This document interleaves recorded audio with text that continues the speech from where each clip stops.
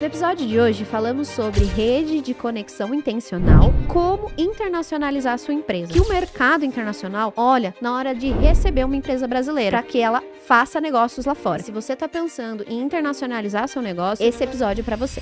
Mais um episódio do Abracast delas no ar, e hoje eu estou aqui com uma convidada que eu tô querendo trazer muito tempo pro nosso programa, Karen Lin. Ela veio hoje a convite muito especial, tô muito feliz de receber você aqui. Seja bem-vinda. Obrigada. Eu tô feliz de estar aqui. Nossa, que surpresa, né? E ainda mais participando de uma obra delas, né? Exato. Adoro falar de mulheres, de mulher para mulher. Não, e, gente, eu contar a nossa história aí de relacionamento, já fazia tempo que eu queria conversar com ela. E aí, eu tenho um cliente que era, né, seu parceiro em comum. Eu falei, William, um beijo pra você. Queria marcar uma reunião com ela e tudo mais, nunca dava certo. E aí, quando a gente se encontrou, a gente viu que a gente tinha ainda mais gente em comum do que a gente imaginava, né? Com certeza. São José dos Campos, eu falo que às vezes a gente tem uma bolha, são 300 pessoas aproximadamente, e o restante são queridos, mas são coadjuvantes Exatamente. de um filme. Porque não é possível, né? E assim, de uma das pessoas que eu nem esperava, que é a Lilian Regina. Com certeza, Inclusive, vocês estão sabendo que vai rolar até um jantar, né? Pós-evento aí. Vai, porque a gente trabalhou muitos anos na Embraer juntas, não estávamos em departamentos diferentes, né? Eu em compras, ela em vendas. Uhum. E os nossos maridos, né? Se conhecem desde pequenininhos. E eles seguem na Embraer? Não, todos eles... Já saíram também? Não, todos não são. Todos são mais TI. Todos são TI, era Ericsson, a turma era de Safran, de outras empresas. Quando a gente era CLT. Então, exatamente. Vamos começar então. Como é que foi essa migração aí do CLT para o empreendedorismo, né? Hoje você tem sua própria empresa também. Hoje a gente vai falar um pouco sobre um dos assuntos que você é especialista, que é rede de relacionamento e internacionalização de empresa.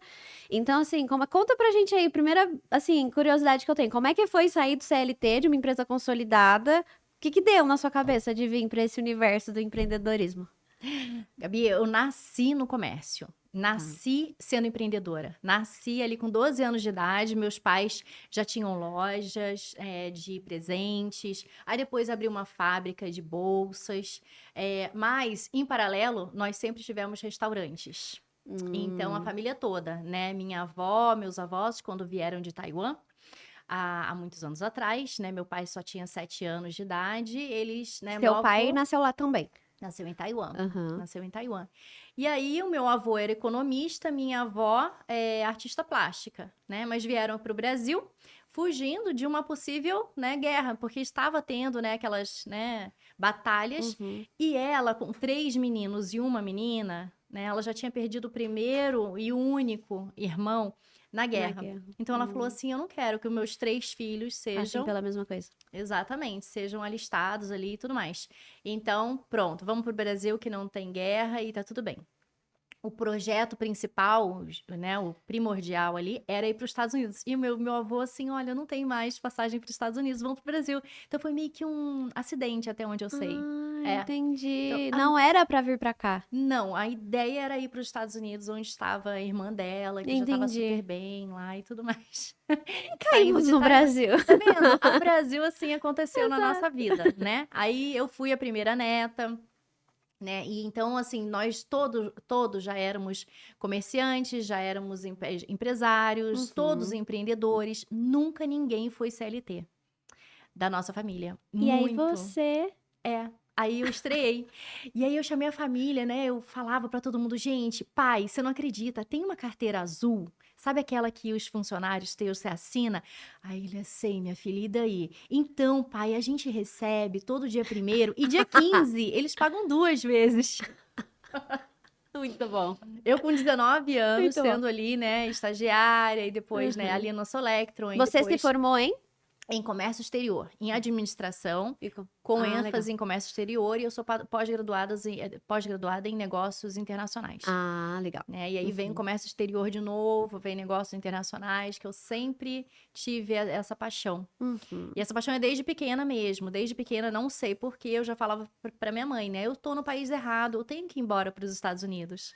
Eu acho que eu fiquei com aquilo. Ah, você trouxe o legado da sua avó de querer ir pros Estados Unidos. É mole. É muito estranho. Eu já tinha alguma coisa, né, com os Estados Unidos. E aí, quando eu fiz 17 anos, eu participei de um projeto no Rotary, projeto de jovens líderes. E ali eu conquistei um intercâmbio para os Estados Unidos. Né? A princípio ela era para Polônia. E aí eu falei, não, Polônia não, pelo amor de Deus, né? Vamos lá, né? E eu fiquei aguardando a vaga para os Estados Unidos. E deu certo. Deu super certo. No dia do meu aniversário de 18 anos, eu estava no voo indo para os Estados Unidos. E aí você foi fazer intercâmbio? Fiquei lá 1 ano, nos Estados Unidos, me formei no terceirão, né? Fiz o terceirão lá. E foi muito bacana. Ali, sim, eu tive uma imersão, porque foi no ano de 97, 98, entre 97 e 98. Naquela época, a internet ainda estava super discada. Sim, eu imagino. Eu ainda escrevia algumas cartas, só mandava e-mail, mas não ligava muito, as ligações eram bem caras, né? Então, eu ligava uma vez por mês, a cada 2 semanas, assim, para minha família. Mas até então, nada, zero de português. Eu era realmente estimulada a falar só inglês. Só inglês lá. E estimulada a pensar em inglês também, né? Então, depois de 3 meses, era o meu desafio, sonhar em inglês. E aí foi super bacana, né? A família que eu estava morando, a gente fez assim, ganhei bolo e tudo mais. E ela sonhou em inglês, então agora o inglês faz parte dela. Então, assim, foi muito legal. Eu acho isso bacana demais. Aí nisso, eu sempre sempre pensei em ser dentista e não deu certo, porque quando eu fui pra lá, eu já me apaixonei pelos negócios internacionais, né? Entendi. Pela relação internacional, sempre gostei de culturas diversas, né? Tipos de negociação, sempre fui, assim, apaixonada por esse mundo dos negócios, sempre, né? Trabalho, sempre apoiei meu pai, meus pais, minha família nos negócios, então eu adorava, sempre fui negociadora.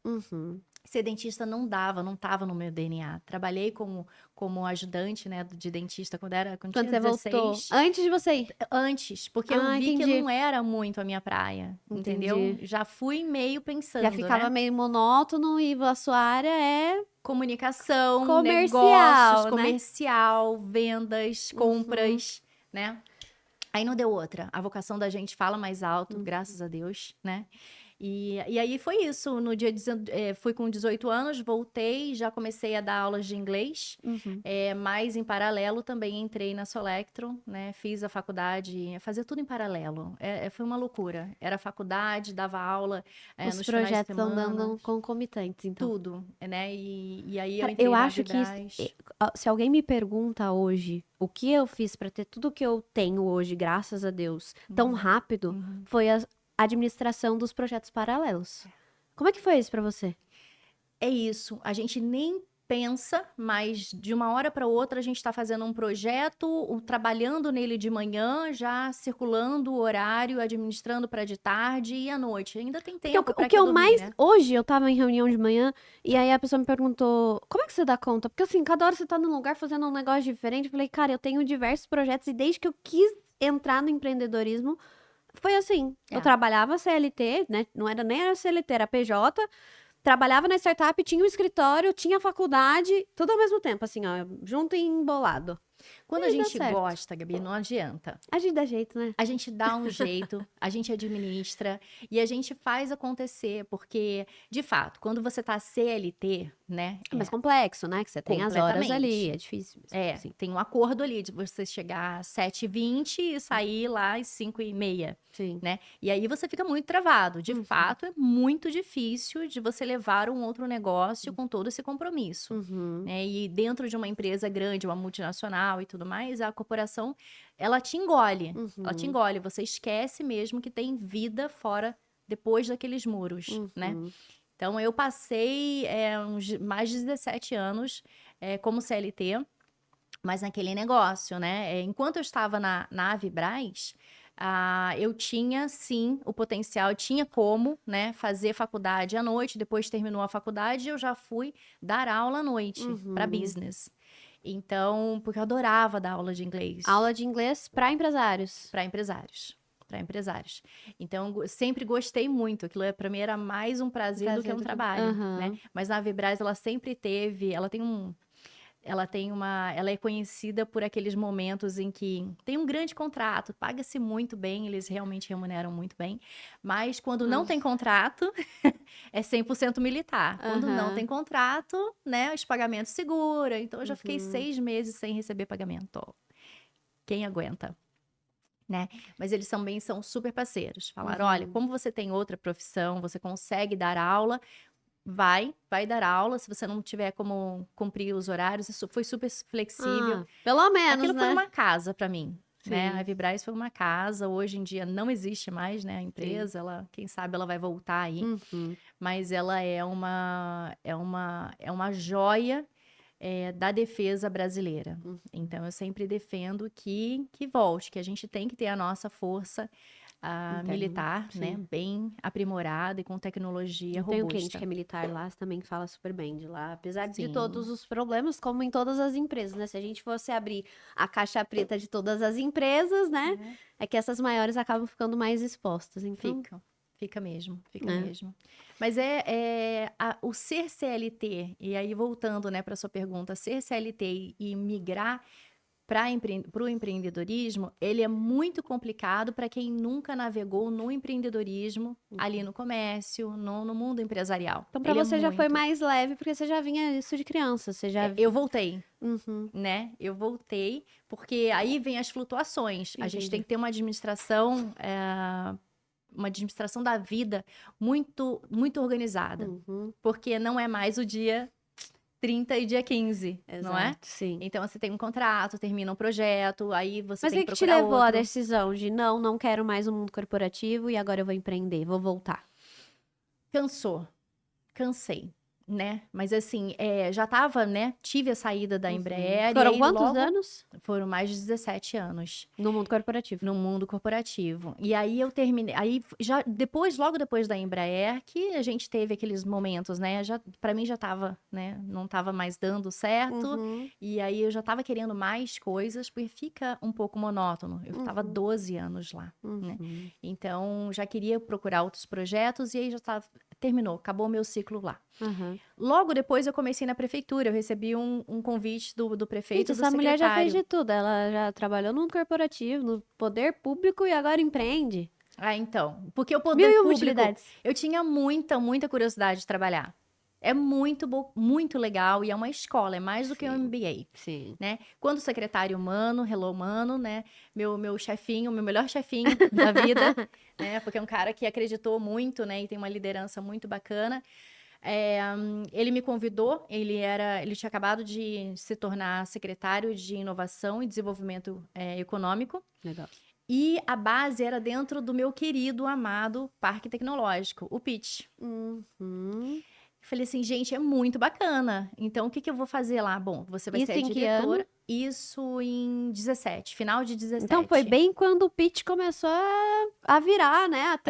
A ter esse olhar para ele de forma mais estratégica, né? Foi.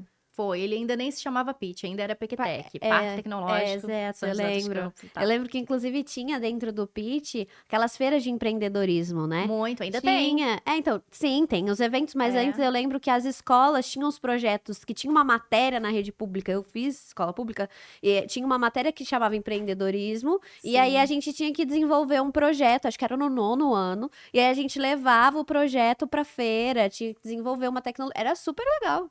Que legal. Existia esse projeto. E você participou mesmo? Eu participei em 2010. 2011, eu acho. 2011. Olha, é tão legal. Todo mundo que participa de algum projeto. É muito legal. Foi muito bacana. É super feliz, é super bem sucedido. E nem era o pitch que a gente tem hoje, né? Não era. Mas já era tinha essa iniciativa. Então, o poder público já investe em tecnologia e inovação em São José há muitos anos, né? Então, já tem acompanhado a evolução. Eu acho que São José é muito pra frente nisso, né? Demais. Tá sempre à frente do que tá para chegar, e aí a gente consegue se preparar para a onda e aproveitar e surfar essa onda de tecnologia, né? E aí veio o pitch que a gente conhece. Nós somos o Centro de Tecnologia do Brasil. O PIT é um representante dessa nossa vocação de cidade, de região. A região de São José dos Campos, de fato, ela está muito à frente e nós somos reconhecidos dentro do estado como polo tecnológico, o único polo tecnológico. E no Brasil, um dos polos tecnológicos mais fortes. Então, nós temos que entender Sim, que a estamos numa importância, né? cidade, além de ser a única, sustentável, resiliente, né? E a gente agora, né, tem mais selo. alguns selos, né? É. E não é um selo qualquer, né? É a Sim. ISO.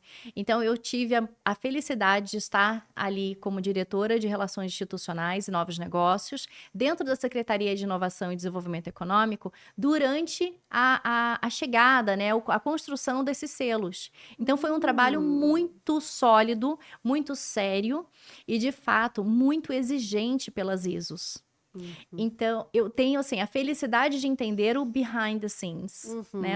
Ali o backstage dessa... De como foi essa construção, né? De É. São José pro Brasil, pro mundo, né? Porque É. o pitch é internacionalmente conhecido. Muito. Sim. É demais, né? Ali a gente recebe delegações do mundo inteiro, Teve até um cenário que nós recebemos um ministro de Israel. E aí pediram para eu conduzir, porque a gente teria algumas outras visitas, né, na cidade, teria um almoço e tudo mais. A gente parou a Dutra. Foi muito interessante. Para mim foi uma emoção, né? Porque eu assim, imagino. o pessoal, e agora? Onde nós vamos, né? E tinha os batedores, né? Iam fechando a Dutra. Eu falei, gente, e eu não podia gravar, Gabi. Eu com meu celular, eu falei assim, gente... E você que adora a foto? Eu adoro uma foto, Registrar. adoro registrar. O meu sangue oriental aqui de registrar e tudo mais, eu não podia. Porque tava ali, né? Com todos os oficiais e federais e sem gravação. A agenda pública, né? Agenda 100% segue toda pública. tem uma... A gente, inclusive, tem um cliente que atende o governador do estado. Então, assim, Sim. nessa parte de comunicação, existem as regras. Existem muitas né? regras. Que as empresas precisam seguir. Tem que gravar, tem que fazer áudio, tem que fazer aquilo. Tem as regras, né, ali. Então, eu imagino mesmo que você não podia nem tirar uma selfie com o ministro. Nada. E eu super irreverente, né? Carioca que sou, né? Ainda tem essa mistura. E tive que me conter. Contenha-se, porque você não pode registrar. A gente está com os policiais federais aqui sem registrar. Sim. Então, esse foi um dos episódios interessantes. Mas, assim, durante 5 anos e meio, eu tive vários episódios interessantes. Nós tivemos o prazer e a felicidade de trazer hoje o WeWork, que é o maior do mundo. Você trabalhou lá? Trabalhei. Então, maior coworking do mundo. Não no WeWork, né? Mas a nossa startup ficava no WeWork. Assim que mudou para São José, nós fomos os primeiros inquilinos. Aí, ó. Não tinha ninguém lá. A gente ficava no 16º e no 14º. Tinha 2 salas. Sensacional. Eu tenho até hoje o meu escritório lá. É lá? Sim, com certeza. Saudade sempre do vou ter. WeWork. Era Sempre legal. vou ter, Às sextas porque- tinha cerveja.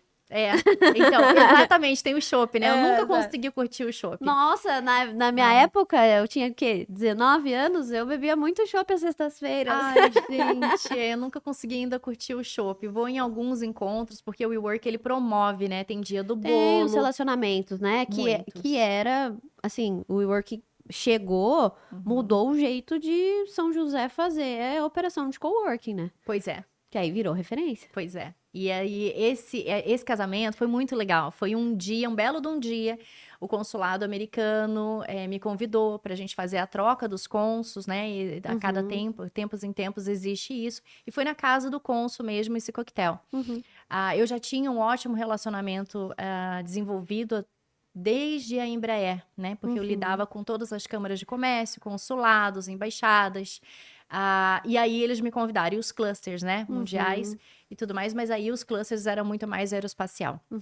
Mas as câmaras e os consulados, eu tinha esse relacionamento e até hoje alimento bastante esse relacionamento, porque é muito bacana. É importante. Né? Muito importante.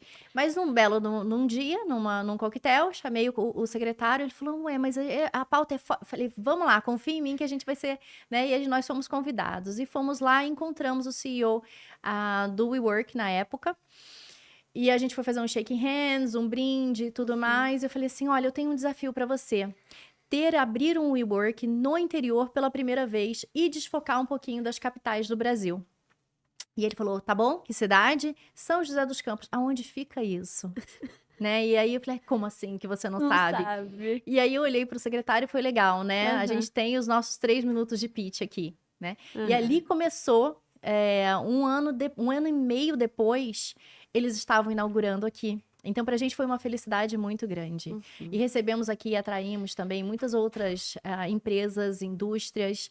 Então, durante esses 5 anos e meio, foi muito bacana para fazer prospecção. E também levamos a marca São José dos Campos, a nossa vocação de tecnologia e como cidade, né? Limpa e organizada, bem administrada, para fora, através do Financial Times. Então, nós saímos como primeira cidade para se investir em aerospace, no setor de aerospace, indicada pelo Financial Times na Foreign Direct Investment. Esse episódio é um oferecimento da Constru Black, um clube de empresários da construção civil do Vale do Paraíba. Se você é empresário da construção civil e quer saber como é que funciona, eu vou deixar o link na descrição aqui abaixo. Valeu, um abraço. Então, Uau! é uma impressão, né? Uma revista.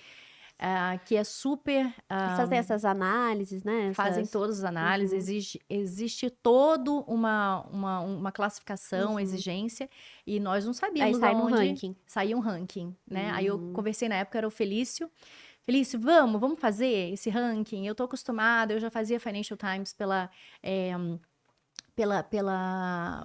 Embraer, participava do Easy, Bovespa e tal, participava de alguns rankings, né? Acho que eu sou boa em ranking. Aí ele falou, bom, se a gente tirar no 20º, você já viu onde você vai parar, né? Aí quando a gente conseguiu o primeiro lugar para se investir, né? Foi muito legal. Foi muito bacana. O orgulho então, dessa assim, negociação. Exato. Portanto, meus 5 anos e meio na gestão pública foram maravilhosos, foram de muitas conquistas, de muito aprendizado, e eu espero ter deixado um pouco do meu footprint, né? Sim, um pouco claro. do meu legado ali. Mas da aí minha o marca. que chegou? Por que deixar o poder público e vir para o empreendedorismo, então? Pois é, porque em paralelo ao poder público, eu já tinha uma empresa. Agora fez sentido, porque não. Eu sempre falo, se você já tem uma segurança, você já tem que ou ter muito na veia, isso que eu acho exatamente o que você tá contando pra gente. Tava no seu sangue, você ia vir pro lado de cada força de qualquer jeito. De cada força. Eu estava jogando em todas as forças. Exato. Você ia chegar aqui nesse momento de ficar só aqui de qualquer jeito. De qualquer jeito. Porque existe muitos parâmetros, muito compliance. O compliance, ele é muito rígido, Sim, naturalmente, né? E eu sempre tive esse peso de ter, né? E essa responsabilidade de ter o meu nome ali no Diário Oficial, como diretora de Relações Institucionais e Novos Negócios. Então, para mim, fazer outros negócios aqui, vinha muitos negócios, só que eu não podia. Então, era através do meu papel como diretora. Sim. E muitos negócios vinham, e eu ficava, né, limitada por ter o compliance, eu era agente de compliance, né, na Aerospace, então assim, eu tenho isso na veia. Aí chegou um momento em que não deu, a empresa já me exigiu mais tempo, e aí eu fui abraçar, né, mas durante esse tempo, tive umas férias que eu tive que fazer a viagem para os Estados Unidos e levar nossas startups, porque é o Hub 55, a gente levava startups para os Estados Unidos, startups e pequenas empresas, e até hoje existe o Hub 55, eu sou sócia ainda, mas ela foi crescendo, né, e precisava um pouco mais de tempo, né, um pouco mais de dedicação. E eu também abri a York Solutions, que também tem um pouco uma veia de comunicação e muita veia de intermediação de negócios. Eu legal. Trabalho ali como finder. Entendi. Eu conecto negócios, oportunidades, né, de uma maneira bem estratégica. Legal. Então, aí você usou toda essa sua formação, experiência, né? Porque não adianta nada a formação se a gente não vive isso na prática, que é o que eu falo. E aí, hoje você tem sua própria empresa abrindo negócios, abrindo oportunidades de negócio, né? Abrindo oportunidades, criando algumas oportunidades, identificando algumas brechas. E aí a gente vai ampliando negócios, Legal onde demais. a gente só via uma oportunidade pequena. a gente, de repente, coloca uma maior.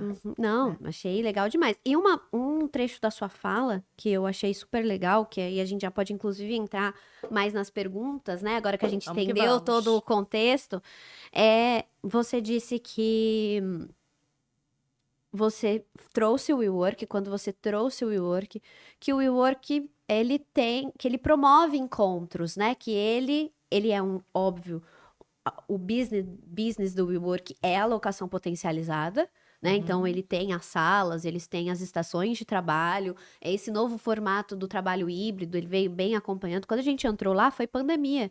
A gente entrou em dezembro, deu a pandemia em março. Então, assim, a gente ficou 4 meses, e aí Muito no depois a gente já começo. foi pra casa.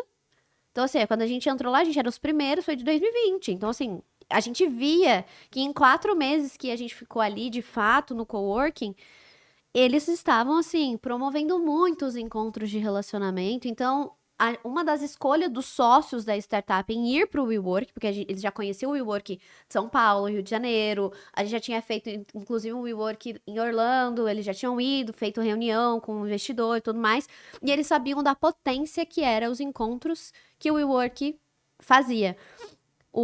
E a minha primeira pergunta é, o que você vê de estratégia nisso? Essa promoção do networking que é intencional de alguma forma, na verdade, para o WeWork uma proposta de valor, né? O porquê é uma vantagem do inquilino que aluga, que faz essas locações. Mas como é que você vê para a pessoa que utiliza desse benefício, intencionalidade ali dentro? Essencial. Porque quando a gente nós estamos no nosso negócio, nós estamos buscando os nossos clientes em relacionamento com os nossos clientes, potenciais clientes. Você está no dia a dia travado na operação. Não tem ninguém promovendo e buscando isso na sua empresa em geral. Né? A menos que você tenha relações institucionais, relações públicas no seu grupo, no seu time, não tem alguém que propositalmente está buscando novos relacionamentos para você. E, em geral, você fica dentro do seu setor. Então, se você está em obras, você está ali no setor de obras. Se você está em aerospace, você está só no setor de aerospace. Não tem ninguém que vai misturar esses setores para você, né? E aí, por aí vai, né? A arquitetura, né? Os amigos da parte civil e tal. Engenharia. Então, você tem a tendência de ficar fechado dentro do seu ecossistema.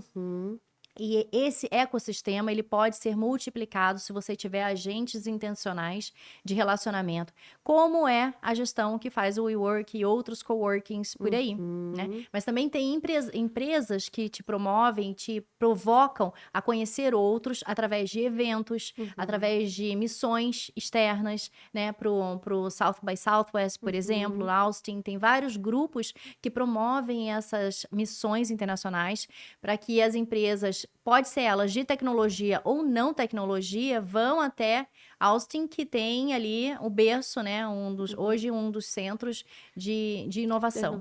Então, alguém tem que, né? Alguém que, não tem que, mas se você tiver alguém que promova e provoque você a misturar e crescer o seu ecossistema, poxa, só tem a ganhar. Então, é positivo em cima de positivo. A ideia, quando a gente fundou, quando eu tive a ideia da N2, foi justamente fazer esse movimento. Por quê?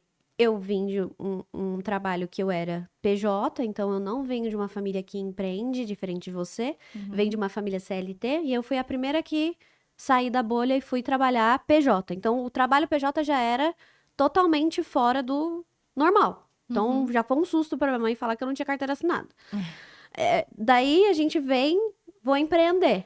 E aí, eu vou empreender com o quê? Se eu não tinha cliente, eu não tinha rede de relacionamento, eu não tinha rede de contato. Eu entendia desde muito cedo que a OAB é muito importante para mim como advogada, mas que ali dentro é um fortalecimento de marca institucional. Eu não via a OAB, e eu acho que as palestras que a OAB promove e tudo mais, elas são muito úteis na parte técnica e tudo mais, mas eu não via a OAB como um aliado comercial. Olha que interessante essa visão, tá vendo? Eu não via, do meu lado, óbvio que existem as parcerias entre advogados, e isso funciona muito bem, né? Mas assim, eu não via eles como um grupo onde eu pudesse, de fato, expandir o meu negócio da forma rápida que eu precisava que ele desse certo. Porque eu só tinha uma chance de dar certo. Olha, é isso, né? É bingo. Eu tava no all-in. O Uhum. tempo inteiro no all-in. Sim. Então, assim, ou eu ia, ou dava certo. E aí foi aí que a N2 nasceu. A N2 nasceu porque eu não tinha uma rede de contato. E aí todos os grupos de relacionamento que eu ia, que eu participava, de alguma forma eu não tava 100% satisfeita. Então eu olhava para um grupo feminino e falava, nossa, mas assim, não é isso aqui. Eu olhava para um outro grupo misto, não é isso aqui. Eu falei, cara, não tem ainda. E eu participava das reuniões de São Paulo, das reuniões de cluster. Então, Sim. eu vivia no mundo das startups, eu via o que era de fato uma rede de conexão e as pessoas se ajudando, e desenvolvendo produto junto, e fazendo as coisas acontecerem. E aí foi daí que a gente surgiu a N2. Então, eu enxergo que você participar de ecossistemas que não são da sua própria rede, por exemplo, esse modelo de negócio que o WeWork promove, é excelente. Ainda mais para quem tá começando.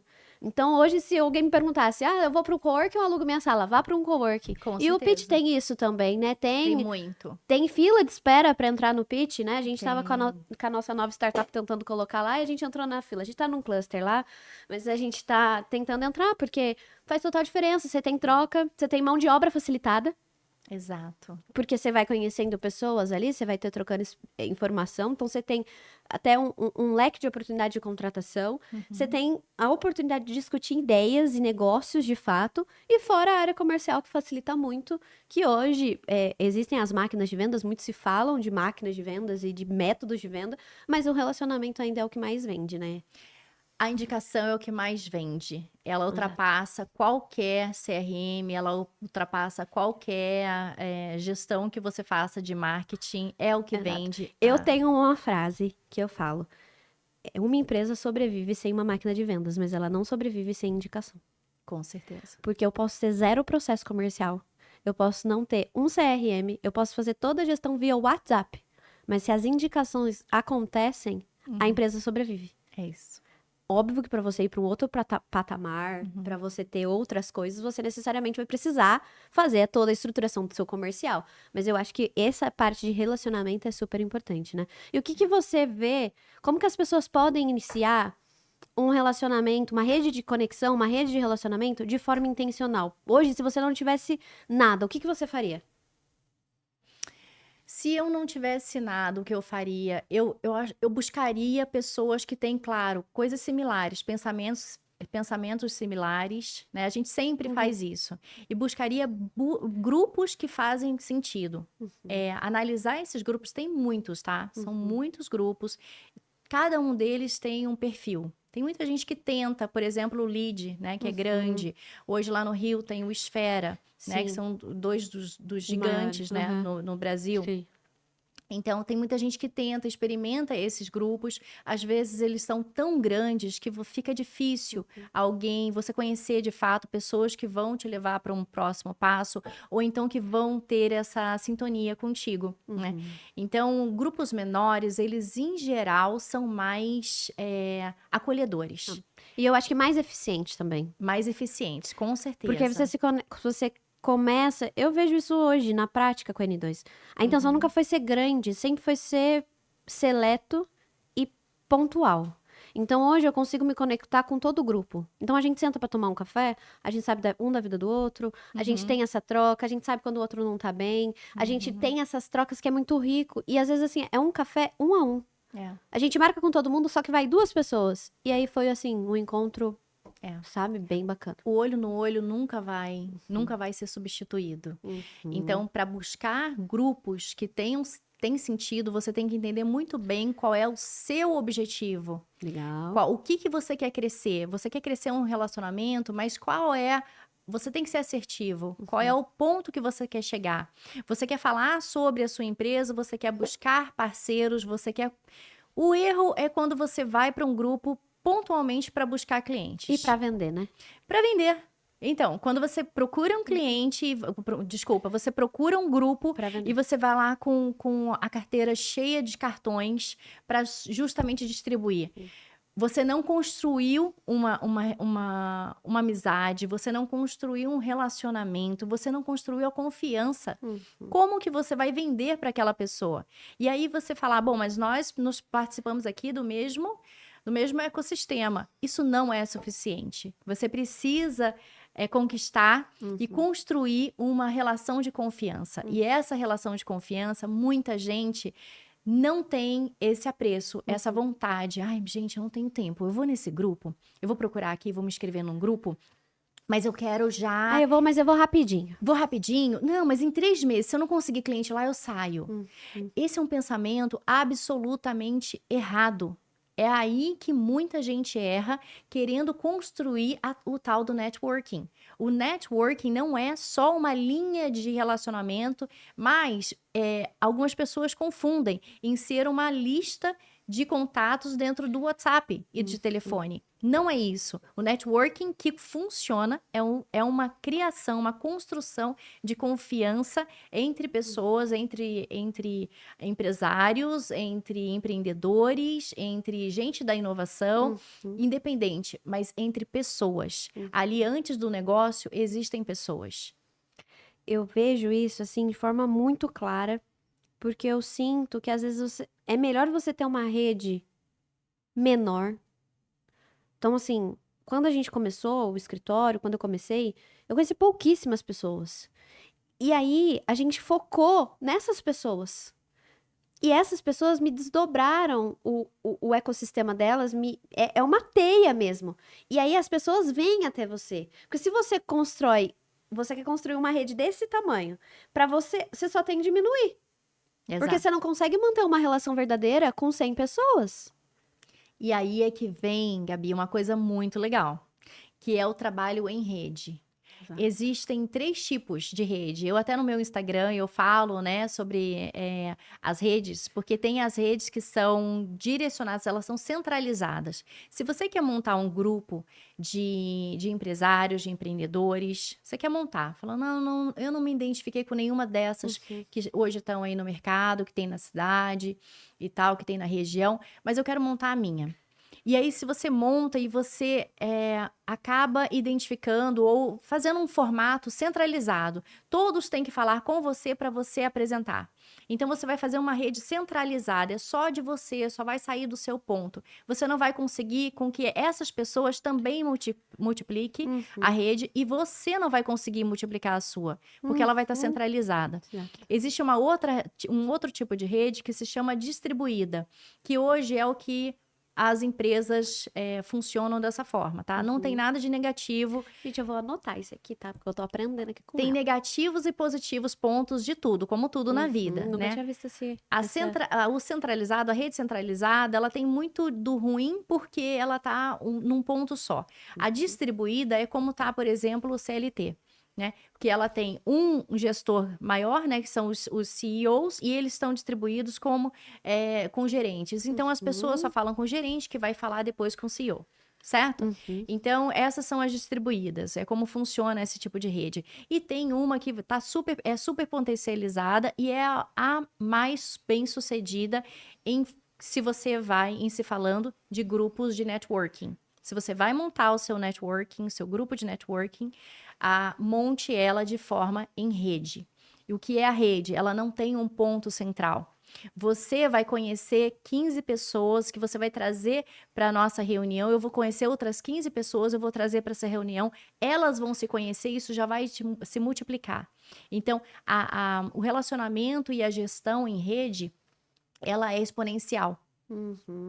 E essa é a melhor forma, a mais estratégica de se montar tanto alguns projetos, algumas formas de projeto, como grupos de relacionamento e networking profissionais. E eu acho que até na escolha, isso é muito legal, né? Porque tem gente que não tem aptidão pra montar, porque dá um trabalhão, né? Nossa, eu sou presidente da N2, eu quase morro lá.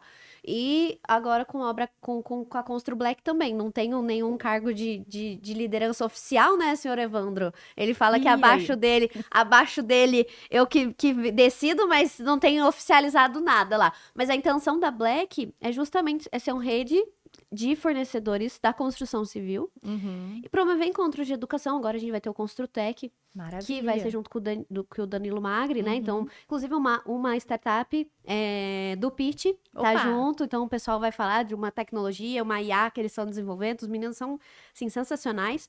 E a gente tá fazendo evento pros fornecedores na área da construção civil que fazem parte do nosso grupo de relacionamento. Show. Então, a ideia da Black, ela foi ser mais a distribuída. Então, a intenção foi Perfeito. montar na distribuída. Perfeito. Então, assim, e aí eu vejo que dá o trabalho, mas as pessoas geralmente não querem assumir essa posição de coordenador, porque dá trabalho. Então, hoje, ter o cargo de diretoria, os diretores, a N2 é uma associação sem fins lucrativos. Então, assim, a gente tem que prestar conta, dinheiro que sai, dinheiro que entra, tudo certinho. Tem uma transparência, tem um compliance ali. Então, existe essa organização. Eu sempre quis que fosse algo que não fosse monetizado. Legal. Então, eu sempre achei que o meu grupo, eu não queria monetizar dele. Porque eu enxergo o network como algo intangível pra mim. Perfeito. Eu vejo ele, e hoje, graças a Deus, a minha rede é maravilhosa. Então, assim, eu enxergo ele como algo intangível. Então, eu não queria monetizar com o networking. Não trabalhei dessa forma. Foi a minha análise há 5 anos atrás, quando eu resolvi fundar a N2. E aí, eu vejo que tem gente que não tem esse perfil. Então, você também conhecer e estudar um pouco sobre essas redes, esses formatos que você trouxe pra nós agora, te ajuda a escolher qual grupo entrar. Exato. Porque se você tá querendo um grupo que você quer potencializar, por exemplo, faz sentido ter essa migração. E você enxergar o grupo de forma mais estratégica. Né? Que você Tem que ter consegue estratégia. escolher. Exatamente. A gente, às vezes, se linka em alguns grupos, né? E quando a gente não tem essa clareza da estratégia. Eu tenho que entender por que eu vou me aliar a esse grupo. Por que eu vou compartilhar? Eu compartilho dos mesmos valores? Isso é muito importante, né? Eu tô ali indo buscar negócios ou potencializar a voz delas como um lugar feminino, Exato. né? As empresárias femininas, né? Então, E aprender. Exato, Porque tô indo pra sento aprender. aqui, exato, eu sento aqui na cadeira de aluna, eu falo sempre, de aluna. A gente aprende Porque muito, né? eu aprendo muito e cada novo episódio eu aprendo alguma coisa. Ontem eu fiz uma reunião com o Dani Oliveira, você conheceu ele no nosso evento. Sim, que legal. Eu fiz uma reunião ontem com o Dani e o Dani me falou uma coisa que até essa parte de confiança da rede de relacionamento. Ele me Sim. contou uma história de que ele estava fazendo negócios com um grupo de chineses, inclusive. E ele disse que ele tinha uma IA que ele colocou no celular que o tava Plod. o Plod, e tava transcrevendo a reunião, porque tava em chinês. Ele falou, eu não entendia o que eles estavam falando, então eu queria entender depois o que eles estavam conversando entre eles. Complicadíssimo. Porque na hora do inglês ele disse que ele entendia, mas entre eles falavam em chinês. Sim. E aí ele disse que saiu da reunião, deu tudo certo e tal, fecharam um negócio que eles estavam triangulando. E aí ele falou que na hora que ele foi ver a ata, o chinês perguntou pro cara que conectou ele, que era uma conexão dele de 27 anos atrás. Trabalharam juntos e tudo mais, e ele conectou o Dani com esse grupo de chineses. E aí ele falou assim, por que ele é confiável? E aí essa conexão que apresentou falou assim, porque eu conheço ele há 27 anos, trabalhamos juntos, e ele nunca mudou o número de telefone. Olha que legal. Tá vendo? São símbolos. São símbolos que a sua própria rede de relacionamento, ele disse que era uma pessoa que ele não via há anos, mas que Identifica. pensou nele na hora de fazer essa conexão, que viu essa oportunidade de conectá-lo, e que ele teve toda essa questão de preocupação com o nome, uma rede de relacionamento sólida, intencional, sempre se preocupando com a questão de compliance, blá, blá, blá. E depois de 27 anos, ele fechou um negócio por causa de um colega de trabalho da época da faculdade. Relacionamentos verdadeiros, relações de conexão e Por causa de um intencionais. número de celular. Ele falou, não foi pelo que eu falei, não foi pela reunião, achei que eu tinha Legal. arrasado na reunião, e no final foi por conta do meu número de celular. Ele aí brincou, né? É um Então, símbolo, né? É um símbolo de perpetuidade. Exato, de eu não confiança, preciso, né? não preciso fugir de ninguém, Sim. tenho confiança. Existe uma coisa que a gente não pode perder, a gente não pode vacilar, é a nossa reputação. A gente só tem uma chance. Uma chance. E um pequeno deslize a gente perde. Perde toda. Então, a Exato. reputação é algo que você tem que cuidar todos os dias. E as pessoas chegam para você e através de outras pessoas que confiam na tua reputação. E é por isso que você se torna, muitas vezes, centro de referência para várias indicações. Exato. Hoje eu trabalho como Finder justamente, eu tenho certeza que é por conta de uma reputação que eu criei ao longo desses anos. Há mais de 25 anos no mercado. E, claro, além de estar no mercado e além dessa reputação ser por conta da profissional Karen, mas também é por conta da pessoa Karen, com os meus valores, com os meus princípios. Mesmo porque quando você escolhe ir pra via do relacionamento, porque você pode escolher outras formas de você fazer negócio, né? Existem outras. Muitas. Mas, quando você escolhe o relacionamento, você não consegue ser outra pessoa.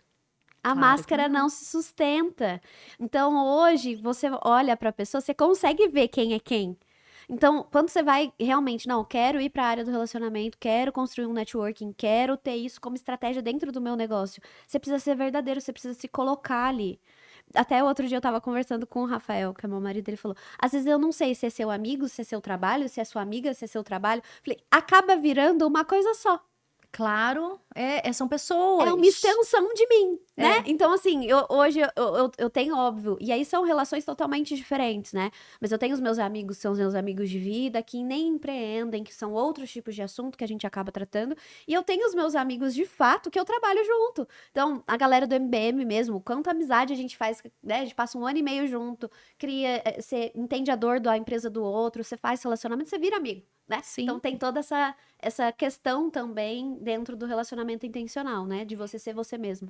Cria laços. Sim. A gente não consegue se distanciar, a pessoa do profissional.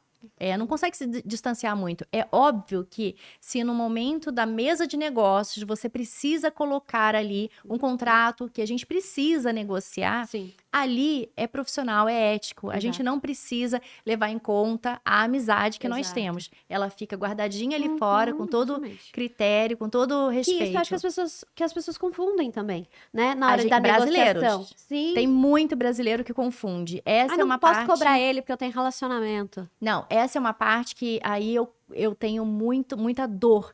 É uma dor que eu tenho na minha empresa, porque... E na Legal minha de falar pessoa, o cobrar, o falar de negócios. Aqui no Brasil, a gente tem uma certa dor de falar de dinheiro.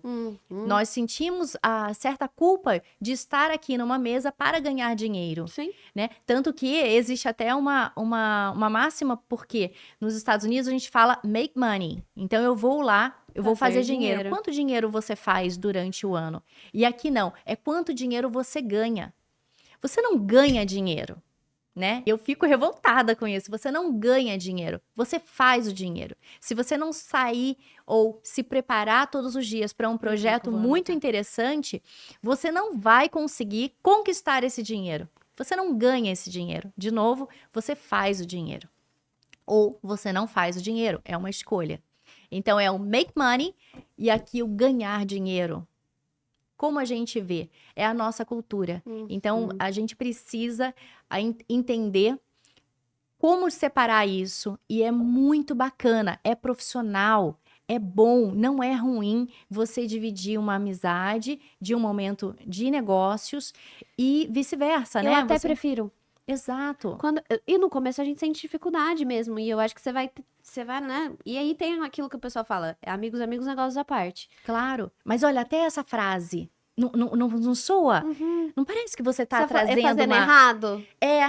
Essa frase, ela é desconfortável. No começo, eu falava assim, Não é mas ele é meu... desconfortável? Sim, eu falava, mas é meu amigo, vou cobrar. Não, mas aí deixa que eu faço pra você, eu resolvo. Mas vamos lá, eu vou te trazer um contrato aqui, aí você fala, olha, é o seguinte, Gabi, a gente é amiga, mas assim, amigas, negócios à parte, tá? Já soa ruim. Então, até a nossa frase que nós usamos, né? Já é ruim. Corriqueiramente, ela já torna o negócio antipático, né? Exato. Ela torna uma coisa já desconfortável. Sim. Então, o que a gente precisa? A gente precisa, aos poucos, e principalmente aqui no ambiente delas, que as mulheres têm mais ainda essa dificuldade. Essa liberdade, né? De falar de dinheiro. Vamos falar de dinheiro? Fazer dinheiro não é pecado. Não é injusto, não é errado. Exatamente. Fazer dinheiro é aqui, a gente está no mercado para fazer dinheiro, para propiciar mais empregos, propiciar o movimento da economia. Exato. Então, nós estamos aqui fazendo dinheiro, trabalhando e girando tudo. E aí, com isso, a gente já falou até da nossa rede. A gente deu Tá um vendo? passo a passo, né? Conseguimos, sem falar muito assim do networking, essa palavra que tá tão... A gente falou Batida já. como sair mesmo, né? Como fazer dinheiro. A verdade é essa. Como fazer dinheiro com o seu networking. Foi o nosso Com o seu esse networking. primeiro bloco aí. É. E aí eu tenho umas perguntas pra você. Legal. Que eu fiz no meu Instagram. E a galera, né, trouxe. E falando, óbvio, a gente falou muito, né, de rede de relacionamento e tudo mais. Então, eu vou pegar uma pergunta. Mandaram aqui. O que mudou pós-pandemia nas conexões de negócios? O que você sentiu de diferença nas negociações que você fazia antes da pandemia e agora? Eu senti mais confiança. As pessoas têm um pouquinho mais de sensibilidade. Antes da pandemia, a gente separava muito, tanto que não existia, né? O mundo inteiro tentava levar ao profissional para poder trabalhar em casa, e você não tinha, né? O seu chefe, a sua liderança numa grande empresa não tinha confiança de deixar ali um profissional, seja ele um engenheiro, um analista, fazer da casa dele o trabalho e entregar para a empresa. Teve que ter a pandemia para ser construído essa necessidade de comprometimento, tanto do profissional com a empresa, e a confiança, a relação de confiança entre as lideranças e as corporações. Para mim, a grande mudança foi essa. Eu sinto também que a gente estava muito no automático. Eu sinto que as pessoas estavam vindo assim em relações automatizadas, reuniões mais robóticas, e aí a pandemia favoreceu a rede de relacionamento, porque as pessoas ficaram mais propícias a estar juntas. Ficamos muito tempo fechados dentro de casa, e aí foi o grande boom dos grupos de networking. Exato, você foi construir outros relacionamentos através de confiança que você precisava ter apoio. Redes de apoio. O networking também tem a ver com isso, com a rede de apoio. Você tem rede de apoio que você vai usar em várias circunstâncias, tanto na vida privada quanto na vida profissional. Mas você precisa ter a segurança de uma rede de apoio.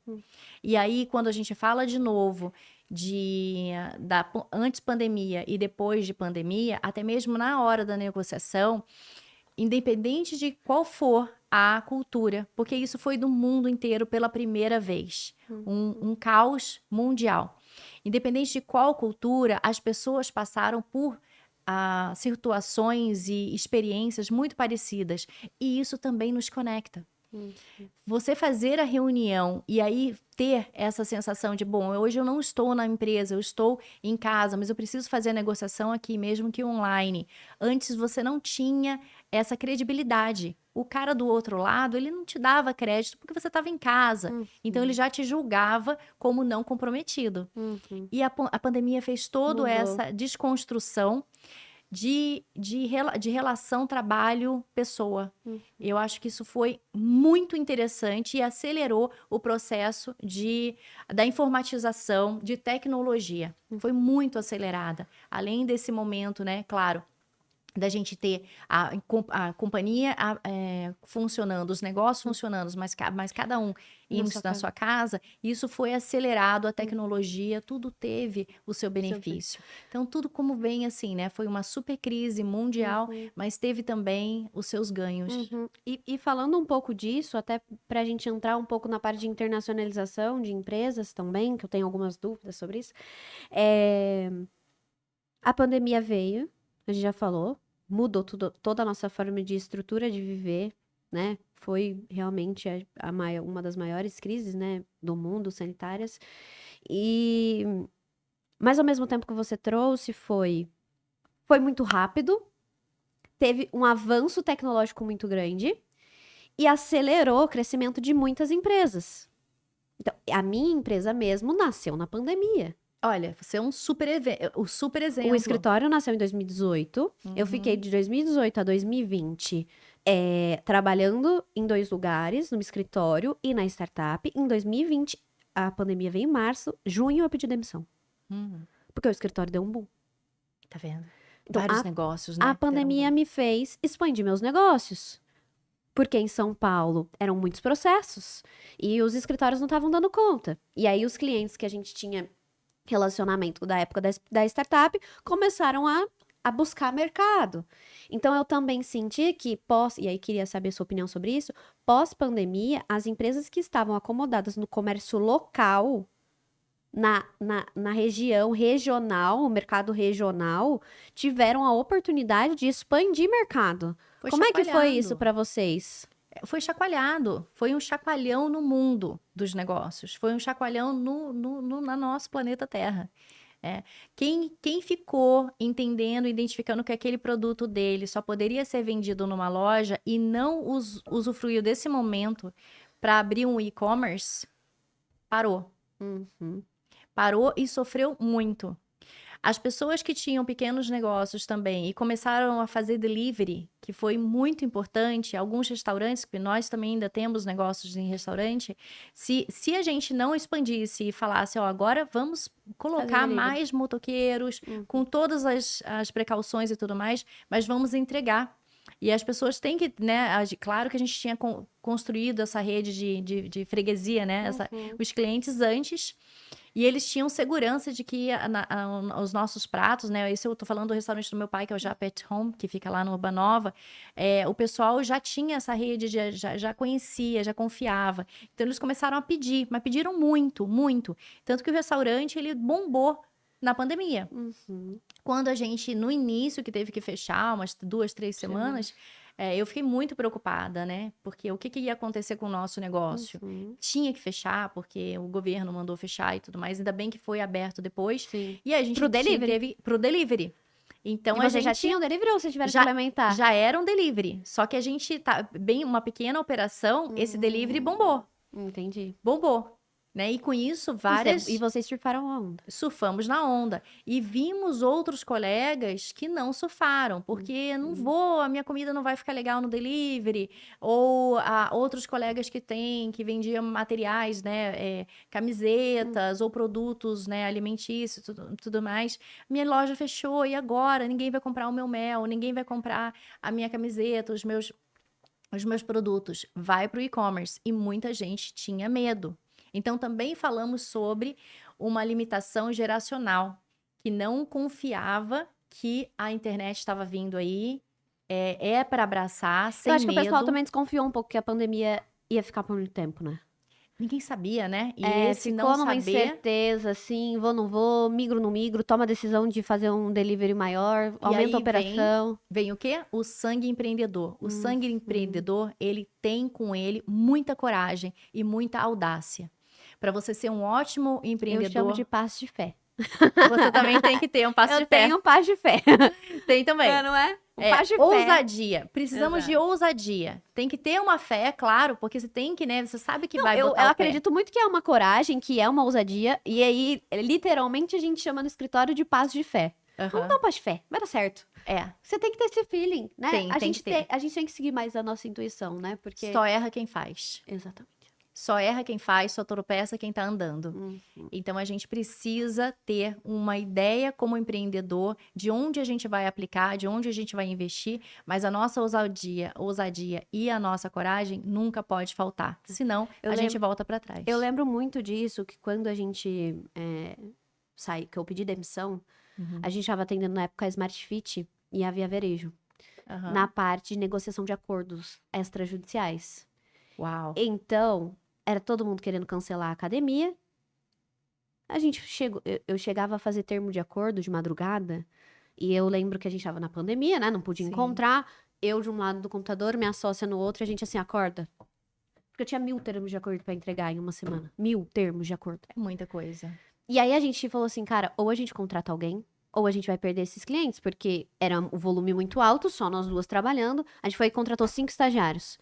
Eu não sabia se ia dar certo. Eu tinha acabado de abrir o escritório. Eu falei, como é que eu vou botar um custo que eu nem recebi? Vamos, passo de fé. Contratamos 5 estagiários, colocamos todo mundo dentro de um coworking, que aí já podia, na época, tava com as restrições, mas já tava, podia cada um trabalhar na sua própria salinha e tal. Contratamos estagiários, surfamos a onda, foi assim, um projeto, porque não ia ficar com 1000 processos por semana por muito tempo. foi o boom da pandemia. Fechou tudo, todo mundo queria cancelar a academia, a gente tinha processo para negociar. Então, se eu não surfasse aquela onda naquele momento, cavalo selado só passa uma vez. Exato. E aí eu ia perder a oportunidade de um mega faturamento, né? Pra gente, na época, inclusive, que tinha acabado de começar com o escritório, e atender um cliente desse porte, né? Através de parcerias, inclusive. Sensacional. Foi maravilhoso. Sensacional. Então, eu acredito muito nisso, né? Que o empreendedor, ele precisa ter esse olhar para as oportunidades de expansão. E eu enxergo a internacionalização hoje aqui para o Vale, inclusive o tema do nosso evento do escritório foi justamente esse, porque eu enxergo que o Vale tá deixando o cavalo passar.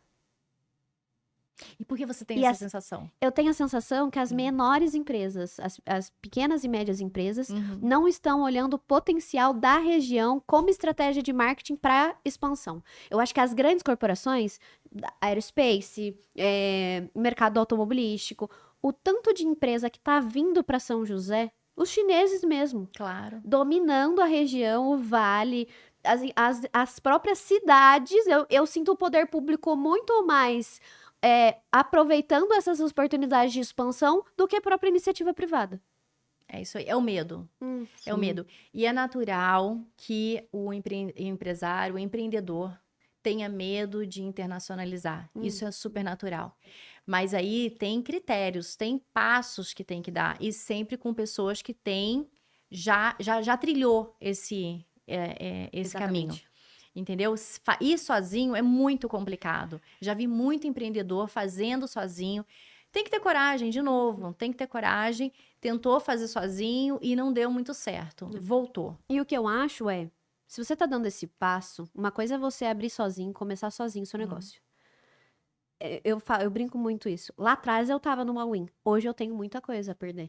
Exato. Então, cada novo passo de expansão, eu tenho que pensar com números e estratégias e trazer pessoas experientes, porque eu não tenho experiência em internacionalização de negócio. Então, se eu quiser abrir um escritório fora, a gente já foi representar cliente fora do Brasil. Então, a gente tem clientes, a gente atende clientes fora do Brasil, mas eu ainda não tive e eu me incluo nisso, tá? Da gente poder expandir pra fora, poder expandir de fato. Por quê? Hoje eu tenho mais o que perder. Então, a gente tá fazendo plano estratégico, a gente tá analisando o mercado, a gente tá fazendo toda uma estrutura agora pra gente desenvolver a nossa meta de 2026. E aí está nos nossos planos, na nossa projeção, expandir em 5 anos. Só que hoje eu tenho que ter estratégia, eu tenho que ter governança, eu tenho que ter estrutura. Porque lá fora as empresas não são tão amadoras quanto aqui. E é isso que é a minha próxima pergunta. O que as empresas que querem passar por esse projeto de expansão internacional precisam olhar hoje? Porque não é um processo que nasce do dia para a noite, né? Ela é uma construção. E a primeira coisa é procurar pessoas e instituições, empresas que levem pela mão, que ajudem, que abram o caminho, tá? Porque é muito complicado você ir sozinho, identificar tudo e ainda assim ficar pensando na sua governança, nos seus funcionários que você vai precisar, em tudo. O primeiro passo que quando uma empresa nos procura, como Hub 55, é justamente identificar o que você quer, qual é o produto ou projeto que você vai internacionalizar. Você pode ir passo a passo, você não precisa internacionalizar tudo. A empresa inteira. Não precisa ir com tudo. Né? Pode pegar um projeto e testar lá fora. Testou esse projeto, ele andou, traga outros. E aí vai ampliando. Você não precisa levar tudo novamente. E no Hub, a gente tem um escritório ali dentro de uma cidade que ela se chama New Haven. A cidade, ela é cheia de estudantes e tem muita tecnologia. Eu já ouvi falar. Você respira tecnologia ali, porque é a cidade de Yale University. O parque tecnológico, ele é pulsante. O parque tecnológico de New Haven, ele é pulsante. Você vê pessoas em todo momento trocando experiências de tecnologia. E recebendo novos, né? São os novos entrantes da tecnologia. Então, a todo momento, quando nós levamos...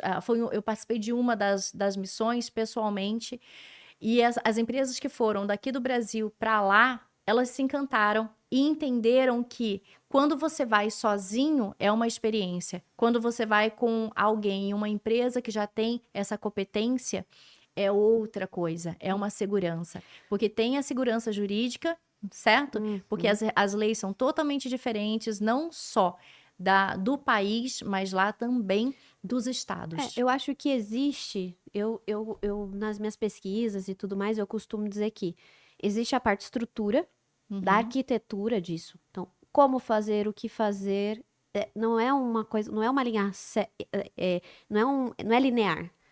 É bem diferente, porque existe algo cultural também. Então, se você está saindo daqui, você quer internacionalizar um produto, um serviço, ou sua empresa como um todo, né? E você já deu uma ótima dica, comece por um projeto, por um produto, você não precisa fazer isso de forma, né, a comprometer toda a sua operação. Tem a parte cultural, e que aí você tendo esse olhar, né, com alguém que já conhece a cultura, que já conhece essa estrutura, né, como esse mercado se move, porque cada mercado tem uma cultura. No Brasil a gente tem isso, a gente tem a cultura do aerospace, a gente tem a cultura do mercado imobiliário, a gente tem a cultura da construção civil, tem a cultura da indústria, é diferente, cada segmento, cada nicho empresarial tem sua própria cultura. E aí a gente fala, eu acho que a arquitetura disso é até mais fácil. A arquitetura, a estrutura do como fazer é mais fácil do que o que fazer e entender culturalmente aonde você está se metendo, assim. Eu enxergo dessa forma, não sei como é que você vê, como é que você enxerga isso. Não, é exatamente disso. Exatamente isso. Você tem que se organizar. Existe a parte cultural que ela é muito forte e não adianta ignorar. Assim como nós temos essa experiência quando levamos para os Estados Unidos para internacionalizar, mas também eu recebo muitos investidores e empresas que querem abrir aqui, de todos os portes, tá? Então, quando chega no Brasil, você sente, literalmente, a gente mostra, né, para os grupos. Olha como é interessante, vai explicar a nossa lei tributária para o estrangeiro. Então, olha, até quantas pessoas você pode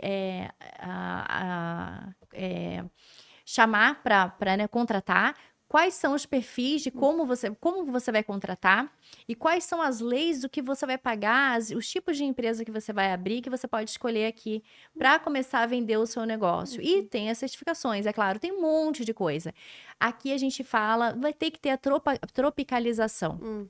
Você tem que se adaptar à cultura e às regras daquele país. Então, em todo lugar que você pensar em levar o seu negócio, você tem que entender se o seu negócio de fato vai ser atraente para aquela cultura, tem que fazer um business plan e um plano estratégico, né? Não adianta você só escolher um país. Uma análise de mercado. Não, e eu já vi empreendedor que, olha, eu quero ir para a Irlanda, porque eu tive uma experiência muito boa na Irlanda. Nem sabe se o produto cabe. E aí não sabe se o produto cabe. O que você vai vender lá? Você já viu os seus concorrentes? O estudo dos concorrentes, ele é fatal, ele é muito importante. Você precisa ser assertivo ao levar um projeto. E é isso que eu acho que o joseense peca. Na minha opinião, o joseense não vê essa proposta de valor. Porque as empresas de fora estão vindo para São José. Só que a gente tem uma cultura de contratar quem a gente conhece. Só que cultura se muda. E essas empresas de fora estão vindo nessa perspectiva. E é o que eu tô falando para os meus clientes no escritório. Cara, se você não se adaptar, se você não se modernizar, você que é uma empresa de 40 anos de mercado joseense, você vai ser engolido. Porque a cultura joseense hoje, graças a Deus, te favorece, porque você tem esse relacionamento. Mas pode mudar a qualquer momento. O relacionamento, ele precisa ampliar. Exato. A gente não pode regionalizar. E não só em relacionamento, mas em negócios também. Eu não posso fazer negócios só aqui. Você não pode depender única e exclusivamente de uma cultura, que é isso que eu acho que o joseense faz. A gente tem uma cultura de relacionamento e a gente é provinciano nesse sentido de fazer negócios aqui. Só entre nós. Só entre nossa pequena bolha, nossa pequena bolha de 300 pessoas, como você mencionou. E aí a gente não olha pro mercado, né, que tá do nosso lado. E o Evandro tem uma tese que eu acho muito legal, né? Ele fez uma pesquisa que ele analisou o PIB das regiões a 2 horas de São José. E o PIB a 2 horas de São José, serra, litoral e tudo mais, é maior que o PIB de Portugal. Olha da Grécia. Que comparação legal, na Grécia, né? Então, assim, e aí a gente não faz esse estudo, essa análise de mercado, E aí, o que que acontece? A gente acaba focando nesse mercado e a gente acaba colocando o planejamento todo de uma empresa no mercado regional, sendo que a gente pode ter essa expansão, internacionalizar de fato, ou simplesmente ir para a cidade vizinha. Não só uma internacionalização, né? Mas ir para a cidade vizinha. Mas e se você fosse escolher hoje? Eu acho que eu já sei a resposta. Mas se você fosse escolher hoje um país para você internacionalizar, seria na América ou na Europa? Hoje seria na América. Por quê? Hoje seria na América. Pelas condições econômicas, o mundo todo tá em risco agora. Economicamente, está todo mundo numa certa insegurança. Estamos numa instabilidade global, né? Numa certa estabilidade econômica, tá todo mundo, né? As guerras chacoalharam bastante a economia e também a segurança. As relações Entendeu? políticas também, né? Relações políticas estão totalmente mexidas. Você já não sabe mais realmente em quem confiar. Já não se sabia tanto antes. Agora, então, menos ainda. Agora, né? Agora o negócio tá ruim. Então, mas eu ainda tenho mais confiança no dólar. O dólar é a moeda que é mais ativa. Historicamente também, né? Histórico do dólar, ela é menos volátil. É menos volátil e ainda tenho mais segurança nesse mercado. Tá? Então, hoje, se eu fosse internacionalizar vários dos negócios dos meus parceiros, o que eu tenho ao meu redor de negócios, o primeiro, Estados Unidos, eu acho que esse ainda é um país que tem mais essa gana por negócios e esse potencial de você expandir negócios sem muita diferença cultural, não temos tanta, né? E eu acho que economicamente, politicamente, seria ainda o país que eu apostaria. E na América Latina? Qual país você apostaria? Porque eu tenho muito ouvido falar do Chile. Do Chile, Uruguai. O Uruguai tá sensacional. Ele baixou, ele teve agora essas tarifas. Sim. E A tá Lupo atraindo, foi pro lugar. tá atraindo grandes, gigantes. Não lembro exatamente pra onde ela foi, mas eu sei que ela tá saindo do Brasil. Foi pro Uruguai. Foi pro Uruguai, Foi né? pro Uruguai. E aí ela até colocou essa semana, foi essa semana. Eu li algo assim essa semana também.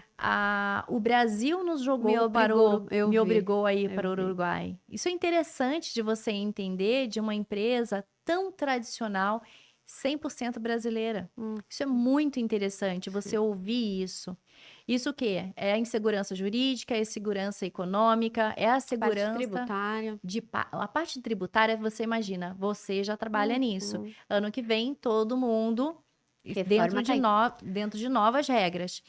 Aí vem a característica, o perfil do empresário brasileiro. Muitos deles não estão nem notando, só estão escutando nos jornais. Tem que ver isso aí, né? Exato! Gente, isso é loucura. Isso é mais loucura dos clientes. Eu tenho que ver isso aí, né? Depois eu vejo isso aí. E não vai ser, janeiro eles já estão dentro, as regras já mudaram. E ninguém está preparado, não ninguém, mas pouquíssimas pessoas estão se preparando. E isso é cultural, é Brasil, deixa para a última hora. Os presentes de Natal, todos os anos, no dia 24, 23, né? E a gente tá com um ótimo presente aí pra vocês desembrulharem, gente. Reforma, vai chegar de surpresa. Pronto. E não é surpresa, né? Que já tem se falado há quantos anos? Há uns 2 anos. Já estamos cantando, né? Já fui, assim, em diversos eventos com os nossos colegas advogados e os colegas de contabilidade, que hoje as contabilidades são muito mais do que contadores. Sim. Né? Eles são, de fato, orientadores dos nossos negócios. E também, claro, os nossos advogados, todos juntos, unidos, para identificar quais são as frechas de crescimento, como a gente vai proteger a nossa empresa, como a gente vai proteger também o nosso patrimônio, porque isso ultrapassa a empresa, certo? Ultrapassa isso. Você pode fazer hoje a sua holding, inclusive tem uma amiga muito bacana, que ela é especializada em holding, a Patrícia, da DEA, ela me ensina muito sobre os benefícios de você ter uma holding hoje patrimonial. E para mim, eu também não entendia. Para mim, como assim? Eu vou abrir uma empresa que é da família? Meu patrimônio, né? Que é da minha família. Como que eu vou fazer isso, né? Não é muito caro? Para mim, era muito caro. E outra, eu tinha uma percepção que era só para famílias ricas. E agora vem, com esse advento da reforma tributária, é para todo mundo que tem o mínimo de um patrimônio. Um patrimônio Exato. não precisa ser um Considerável. grande. A gente faz planejamento no escritório e a gente fala, não necessariamente a gente precisa olhar com esse olhar de quantidade, mas também como você formou o seu patrimônio. Então, se você tem 2 ou 3 casas de aluguel, agora com a criação do cadastro imobiliário brasileiro, todas as transações vão ser feitas. Então, se você não, vão ser feitas e vão ser feitas de formas eletrônicas. O cadastro vai servir para conectar as informações do cartório com as informações da Receita. Então, não adianta mais você ter a escritura de um imóvel e não registrar. E, gente, uma coisa que no Brasil é um fenômeno. Isso Ninguém veio- foge do cartório. E a gente não tá falando disso. Isso veio com a reforma. Então, não é só a parte tributária que eles estruturaram. Ninguém vai fugir. Eles estão fechando o cerco. Então, hoje, se você tem 2 ou 3 casas de aluguel, já não vale mais a pena deixar na pessoa física. Tanto pela parte tributária, tanto por uma organização patrimonial. Uhum. Um acesso à informação ali que não precisa deixar. Então, isso tudo a gente precisa pensar. Vai mexer no bolso e na estrutura de cada brasileiro. Exato. Não adianta. A gente ainda não tem certezas da reforma tributária, né? As certezas é que vão acontecer mudanças, mas, inclusive, tanto é que a gente não tem certeza que vai haver a transição. Vai haver esse período mais flexível de adaptação esse novo formato, né? Esse novo sistema tributário. Mas a intenção, o objetivo é simplificar. Mas a gente está acostumado, o brasileiro sempre deu o seu jeitinho brasileiro de ser, então precisamos pensar Você nisso. acredita com que vai dar o certeza. jeitinho dessa vez? Ai, eu sinceramente, não como advogada, tá, gente? Eu acho que vai. Vai. Eu acho que vai. Vai, Eu acredito vai muito dar. na reforma, eu acho que o cerco vai ficar cada vez mais difícil, e é por isso que a gente está orientando todos os clientes a fazerem planejamento patrimonial sucessório, a deixar os aluguéis todos organizados, né, tudo certinho, mas eu acho que no fundo ainda tem lacunas na legislação, eu ainda acho que o projeto não foi 100% lapidado, e aí vão achar as teses, vão continuar tendo, as discussões vão ser outras, mas vai continuar existindo problemas. Acho que não vai vir solucionar 100% do problema tributário no Brasil. Eu não enxergo dessa forma, mas eu não sou especialista em tributário, né? Minha sócia aqui devia estar aqui para falar disso para vocês. Tem mas, várias perguntas, a gente precisava fazer falar. um talk só Exato, disso. de reforma, eu também Porque acho. tudo bem, vai dar um jeitinho, mas muita gente vai perder dinheiro. Ah, vai, com certeza. Ou vai deixar de ganhar. E vai perder dinheiro pela falta de organização e de não olhar para isso da forma como deveria. Porque o momento de olhar para isso é agora. É agora, em novembro, e já tá passando. Escolher o regime tributário certo. Então, a gente vai ter o sistema de crédito e débito contábil, inclusive no Simples Nacional. Então, são coisas que a gente tem visto e feito os planejamentos tributários para os clientes com esse olhar, inclusive para nossa empresa. Então, ontem, inclusive, a gente fez a organização do escritório e a gente falou, cara, a gente tá fazendo de todo mundo e a nossa. Como é que vai ficar nosso produto? Como é que a gente vai cobrar dos clientes? Como é que a gente vai fazer? Bora fazer do nosso escritório. Claro. E da incorporadora também. Então, assim, a gente precisa pensar em todas as pontas, né? A gente vai ter que olhar a cadeia de fornecedor, a gente vai se desenhar. É um novo mundo que vamos enfrentar aí juridicamente. Tá vendo? Mas vai dar certo. Vai dar No final certo. das contas vai dar Tá certo. vendo? Você tem fé. Cara, eu a gente também. tá aqui há 1h40. Really?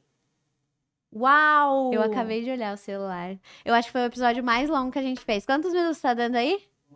1h20. A gente começou 20 minutos atrasada. Gente, Olha que legal, hein? passa muito rápido. Bate-papo. E eu falei pra você que não precisava de pauta, porque, ó, É.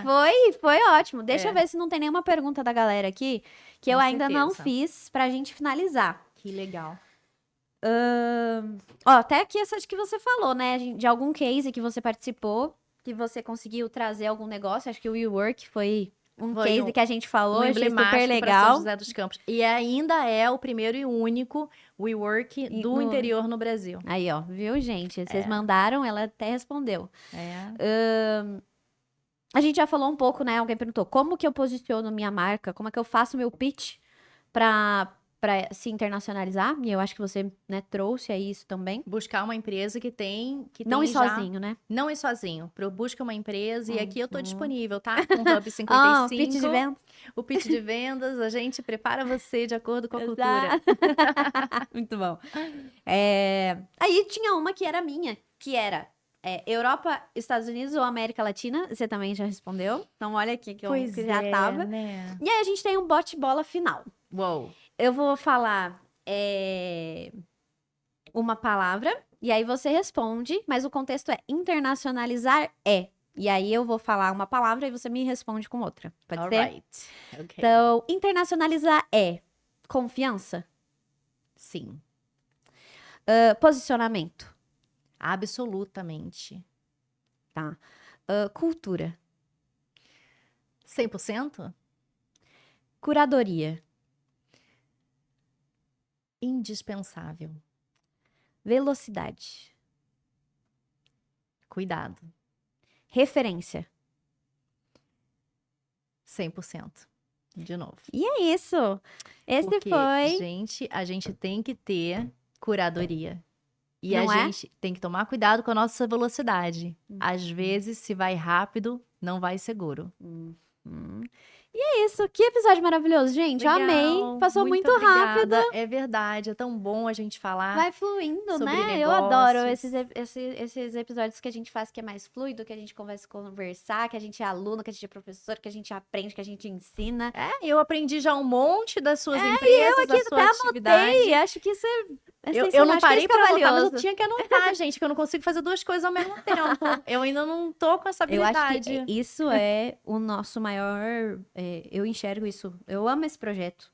O projeto do Abracast delas esse ano foi assim meu maior presente, estar aqui, porque é entender a vida de outra mulher, de olhar, né, como somos grandes, como podemos ser grandes, como não precisamos nos comparar, que temos a nossa própria trajetória. E eu acho isso muito bacana.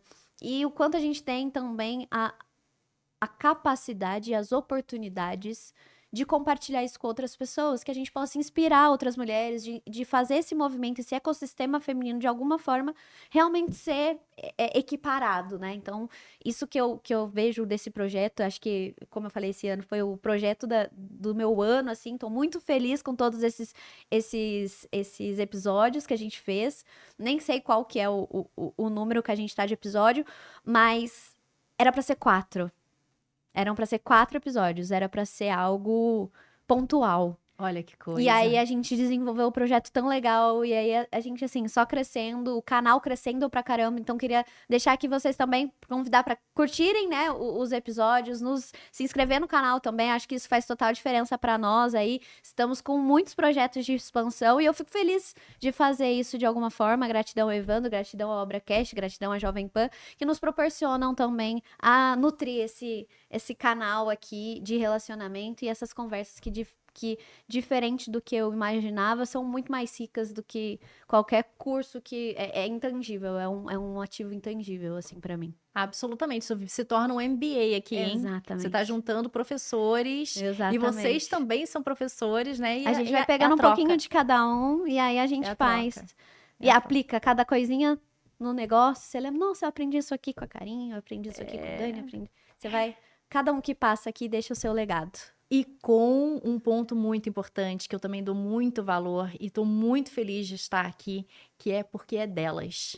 Eu tenho essa força, esse objetivo de incentivar não só as empresárias, mas todas as mulheres a se ajudar, a se complementar e a parar de uma vez por todas de competir no mercado. Tanto no mercado quanto na vida. As mulheres, elas ainda não entenderam que se elas se unirem, elas são muito mais potenciais Exato. em tudo que elas fizerem. Elas vão ter muito mais força nas trajetórias delas. É por isso que o Obracast delas é bem melhor que o Obracast normal. Ah lá! Sem competir! Sem competir, mas já competindo. Com eles a gente pode competir, né? Às vezes. Às vezes é bom, faz Às bem, vezes, sim. faz bem pro relacionamento. É. Mas é isso, Karin, obrigada. Muito obrigada. Obrigada mesmo. Muito obrigada. Amei, por obrigada. tudo. Amei Prazer também. te conhecer. Brigadão. Sucesso ao isso. canal, sucesso a todos Se vocês. vocês tiverem depois mais perguntas pra Karin, eu vou pedir pra ela deixar o Instagram dela, pra ela, né, vocês se conectarem também. E podem deixar aqui nos comentários, que aí depois a gente envia pra ela também, e aí ela responde vocês. 100%, estou lá. @karinlin.br no Instagram. E é isso, gente. Obrigada, até mais.